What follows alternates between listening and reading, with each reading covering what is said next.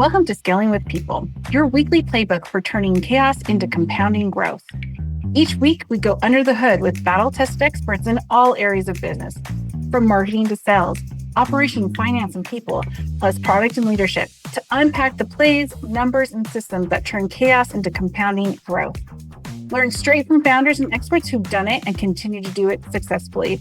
There's zero fluff, just moves that you can steal immediately. This podcast is brought to you by Guide to HR, human expertise, AI-powered impact. Welcome, everyone, to today's Scaling with People podcast. I'm Guinevere Curry, your host and founder and CEO to Guide to HR. So what if scaling your startup didn't just mean bigger revenue, but better vibes? On this episode of Scaling with People, we're flipping the script with Ricardo Viso, founder of Joyful Living Lounge, which is a space built for real people to unwind, laugh, and soak up all the good vibes. There's no pressure and there's no perfection. So today we're going to be talking about from inbox meltdowns to boardroom burnout. Viso shows us how to shift perspective, find humor in that chaos, build workplace cultures where joy isn't a bonus, it's actually part of your strategy. So get ready for some of the top things you can do right now to enjoy your days a whole lot more. Welcome, Viso. I'm so excited to have you on the call. I'm excited. I love happiness, so I want to dive into this really quick. But before we do, tell the audience a little bit about yourself. Thank you very much for having me here. I'm delighted to be here. I was born in Denver, Colorado, raised in Mexico City, and then I came back to the US 18 years ago, almost, 18 years ago.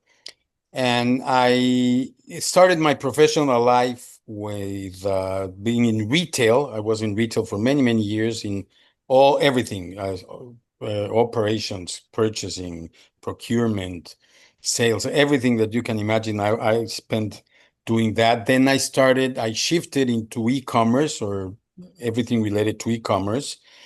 And I founded, so I've been an executive. I founded 3, 4, 5 different businesses, failed on 2 or 3 of them, sold one. I've been all over. And then once COVID hit in 2021, actually, to be precise, I was diagnosed with cancer, a very severe advanced tumor in the esophagus and the stomach, in the joint. Wow. And while I was getting healed or getting better, I started talking to moms with kids with cancer.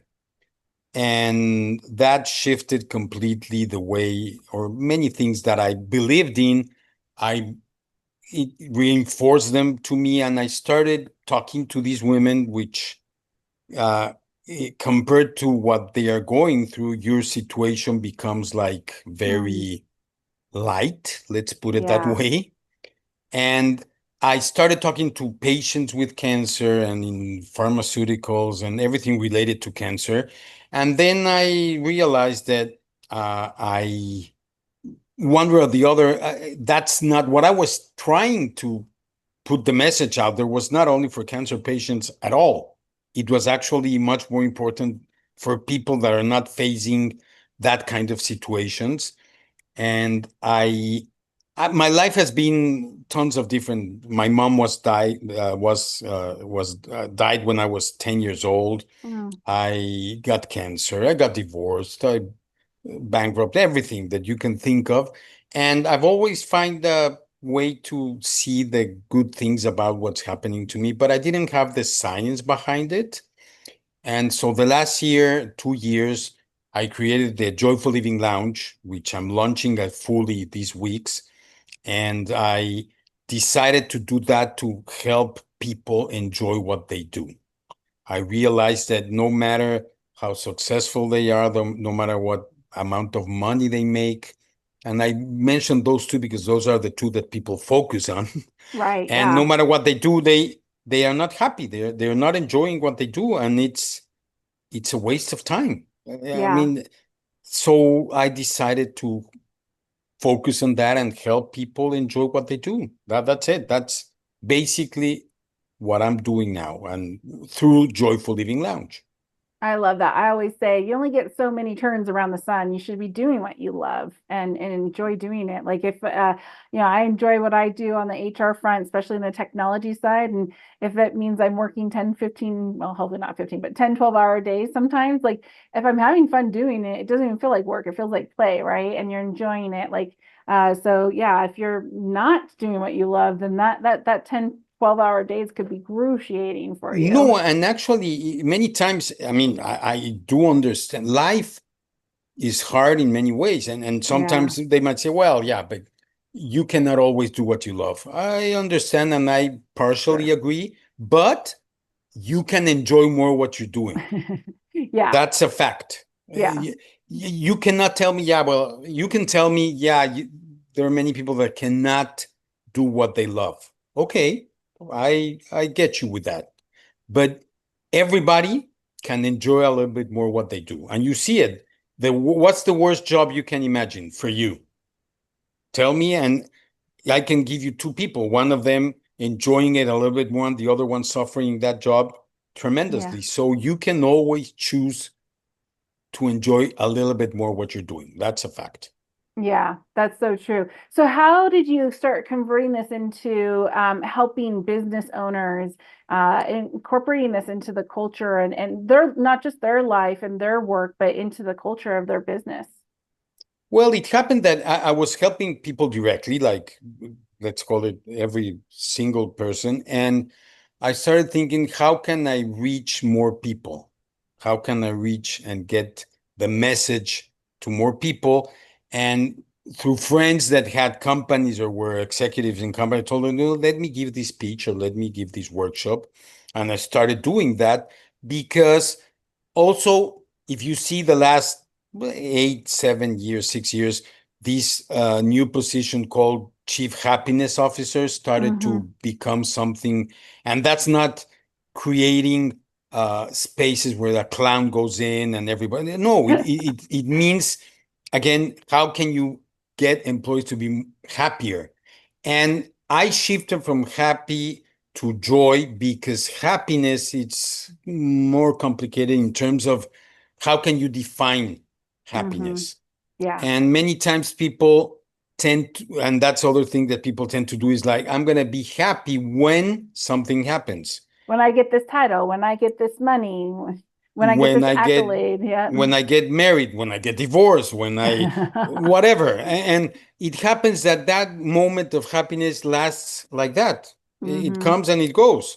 So if Yeah. you didn't enjoy what you were doing while obtaining that goal, then it doesn't make much sense. And joy is very, or it's easier to define. There are many things behind it, but at least you can begin by saying, what do you enjoy? I enjoy having this conversation. I enjoy having a cup of ice cream. I enjoy reading a book. I enjoy the company of a friend. It's easier. I enjoy this song. Hmm. So it's easier to define or to understand joy. So that's why I shifted from happiness to joy. I love that. So, for our listeners, what is something that they could start to do right away to help kind of maybe reset their own mind and maybe even incorporate it into their business? There are many things, and it starts with the simple things. And I always tell these, and many people say, oh, come on, but how do you wake up? If you wake up, put an alarm, and the alarm goes, dang, dang, dang. Honestly, that Yes, begins your day with a not so subtle it's an alarm. feeling. It's like, yeah.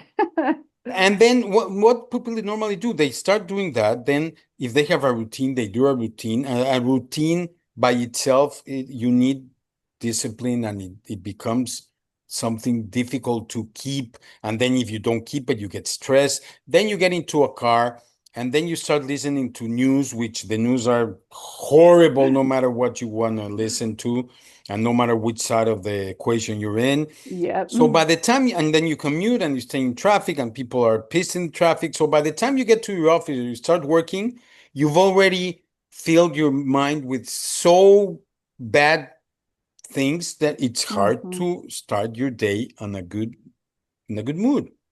So wake up with an alarm that plays a song. That's what whatever I song do. you like, but Yeah. it's different. Mm-hmm. And then I would say, don't listen to the news. There are tons of different things where you can get and be informed about what's happening in the world. Just informed, Yeah. not listening to your chats, your whatever, because people are scared all the time. And Mm-hmm. they Well, send you news all is so these, sensationalized these days. If you can just yeah, get more informed, I like that. Informed, get the facts, understand what's going on. Don't bury your head in the sand, but don't also fill your head with all the sensationalism that is yeah, just it's not crap. about denial that I don't want Yeah. to, no, you need to be informed what's going on, of Yeah. course, but the way you get that information is also important. If you Mm-hmm. get it with like COVID, I can put that a perfect example. How did they tell us about COVID? Every single day they gave us the amount of people that are dead. Yep. Well, what's the purpose on that? Scare you. Well, why Yeah. do I need to start my day listening to 4,201,022 people dead? Come on. I don't need that. Why don't Yeah. they tell you, okay, but 10 million are alive? They got COVID and they survived. No, they give you Yeah. the bad news. With Yeah. cancer, I can give you in my situation, cancer. They Yeah. never tell you the good news. They give you the bad news. Yeah.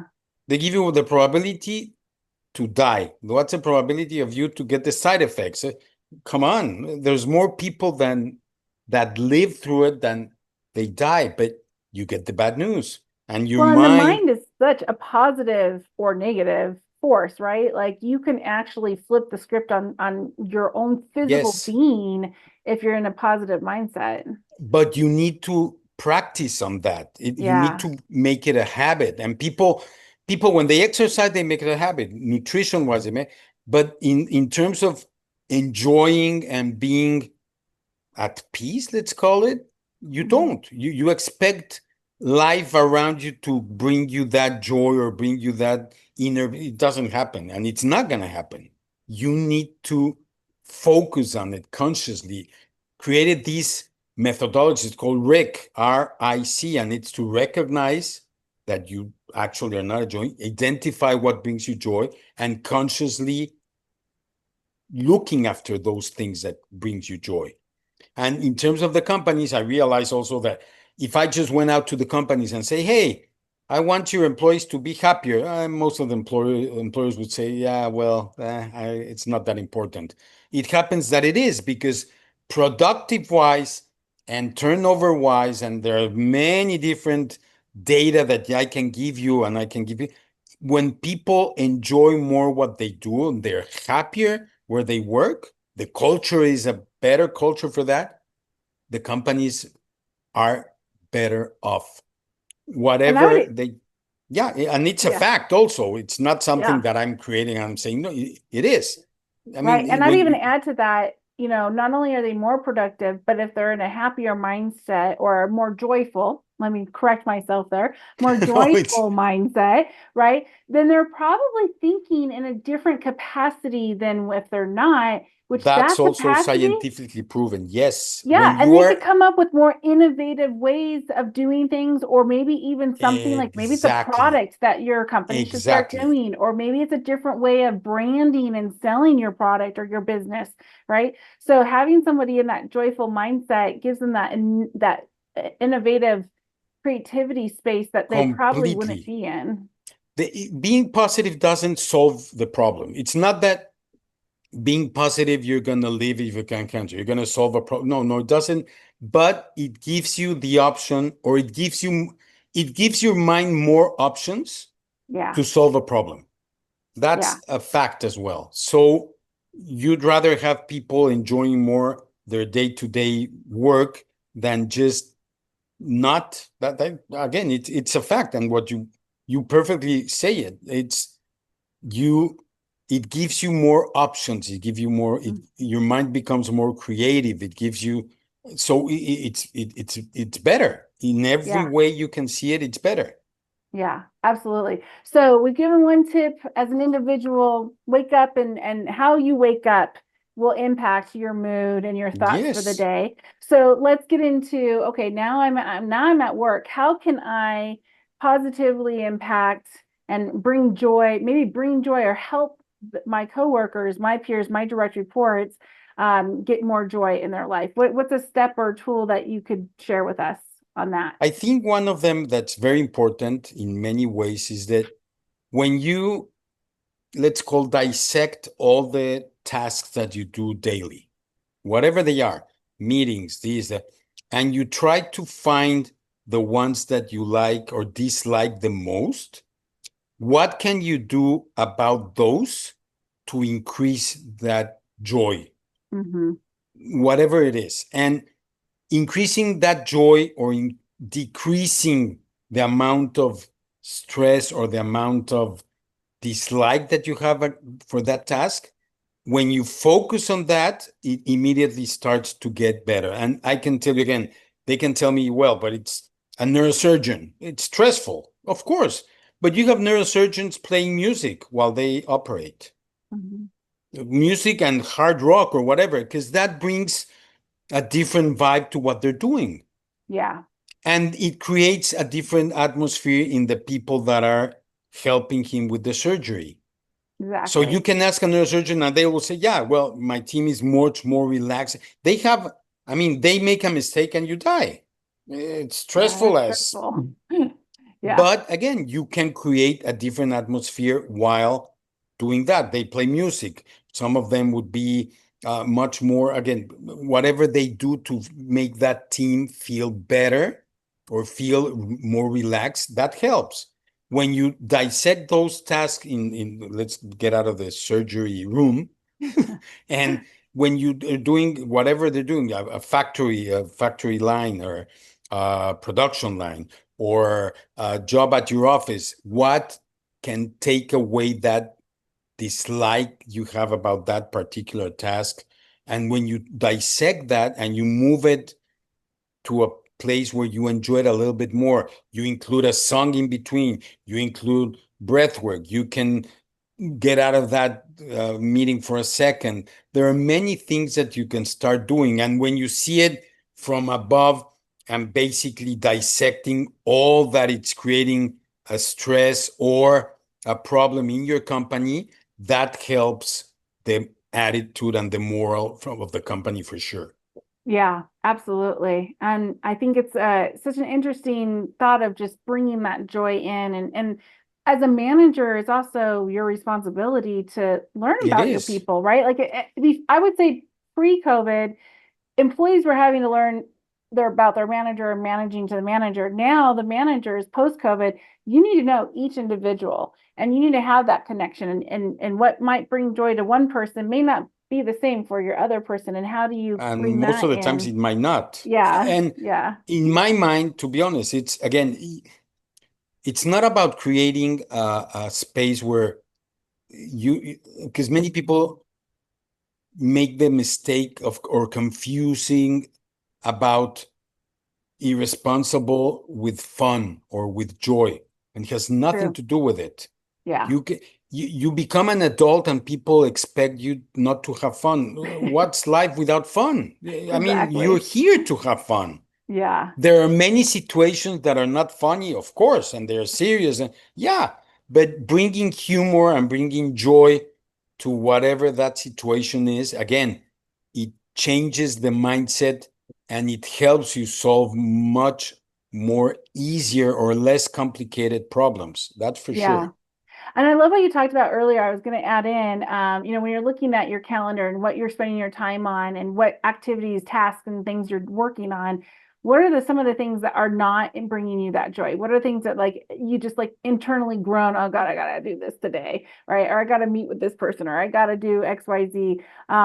Take that as an opportunity of like, okay, I don't enjoy doing this, but maybe Bob or Stacy, my peer, my direct report, maybe even my boss enjoys doing that. How can I then share that load? And even to the point where maybe, like, for example, if Stacy's never done it, maybe there's an opportunity to give this to her as a way of helping her explore her professional growth and grow and take that off Completely. your plate. And something I just learned recently with AI is if you and or your business allows, you can connect your calendar to the chat GPTs of the world, and it will assess your calendar and how you're using your day, what you're working on. And there's also other ways to use AI to incorporate other tools that you have, like maybe you're doing project management in Monday or Notion Completely. or Jira. So there's ways to actually do that. I would actually really love to ask the listeners, go and do that for yourself. Go and do that with your team. How that be a team exercise, and maybe make it where There's it's like, hey, tell me what is the thing that you enjoy the most and why, and what's the thing you enjoy the least and why. And there might be some correlation with, like, Bob and Stacy, they might hate something that the other person loves. Maybe there's a way to flip the script and have them work on the things they love. That's one of the exercises we do on the workshops. Basically, again, it's when you identify what brings you joy. There's I haven't discovered anything. I've been using what people are using, but there's a guy named Mike Rucker, and he's an expert in happiness. I love his books. I love what he does, and he has this called a fun file, and I've made it a joy file. But you create this joy file where if I ask you 10 things that you don't like, you name them like that. Sure. I hate traffic. I hate guns. I hate whatever you want to tell me. Yeah. But if I tell you, give me 10 things that you really enjoy, and people, it takes time because you're not used to it. But if you create that joy file and you access some of those things that you enjoy every day, you start having better days. And there's some of them are very, very, very simple things. Calling a friend that makes you laugh, listening to a song that makes you feel better, listening to a stand-up comedian, listening to a joke, reading something, whatever. That joy file is yours. And everybody has a different joy file. And if you access consciously those things that bring you joy on a regular basis, and you start creating a habit out of it, it becomes a different life. Yeah, for And sure. a different way to approach your work and your daily activities. Yeah. Yeah. Well, I love that. I feel like there's probably more tips and tricks and tools that you could share with us. But as we wrap up with the audience today, is there one last thought or tip or trick you want to share? One last one.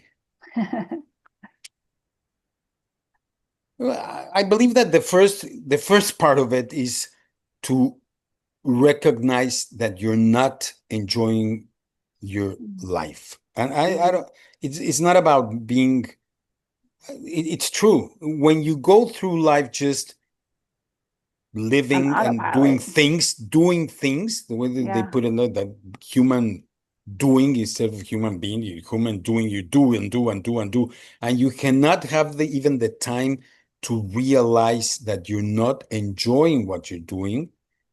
It's sad. So the first thing I would recommend everybody is step down, slow down for a little, and find out if you like what you're doing. And again, it doesn't mean necessarily that, okay, then I'm going to divorce, I'm going to run away, I'm going to quit my job. No, that's not what this means. It means where I'm standing at, what's happening. Do I enjoy my marriage? Do I enjoy being a parent?